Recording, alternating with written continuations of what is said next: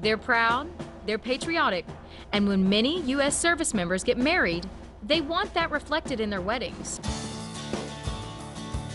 A military wedding is very appropriate and just kind of says to each other and to their family, we're military and we're proud to be military and we're following this career for a while. Certain traditions are common for all branches of the service. First and foremost, wearing a military uniform. If you have a dress blue uniform, that's really where you should start. But if they don't, dress greens, fine. What's not appropriate is like the uniform I'm wearing, which is our daily work uniform. Brides who serve have an important decision to make. The bride has the choice to wear her uniform or to wear a white gown. I would say it's split about 50-50. Wearing a uniform for their wedding holds special meaning. They really do want to make sure that it's a special day for their bride. And so they go to great lengths to make sure their shoes are shined and highly polished. It is romantic in an Army way. I wanted him to wear his uniform only because, you know, anybody can wear a black tux on their wedding, but only a Marine can wear their uniform. I knew what it took for him to earn the medals that he did and to become a sergeant, so of course, why wouldn't you want to show that off on our wedding day? He was looking really sharp and really handsome, and, you know, his medals were all shiny. In my mind, I was just like, I can't believe that that's going to be my husband.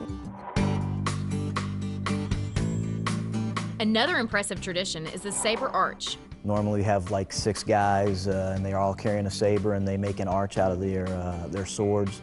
And at the very end, they lower down those sabers and stop the couple as they're going out. And they'll usually say something to them about welcome to the Army. And as they're going by, somebody will smack the bride on the butt. Not all brides are prepared for that.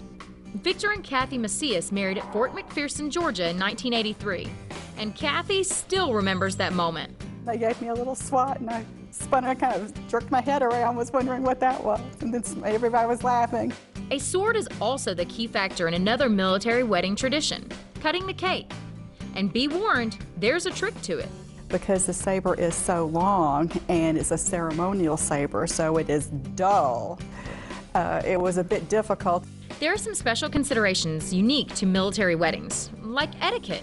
Typically, senior military officers are seated behind the couple's parents and in front of the other relatives.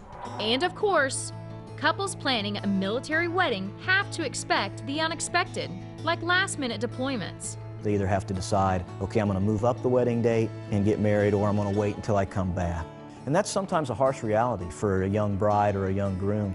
But the extra planning involved for a military wedding is worth it because it's so meaningful. The significance for me was that my bride wanted to have a military wedding. The Army and the military is very important to me. It identifies me.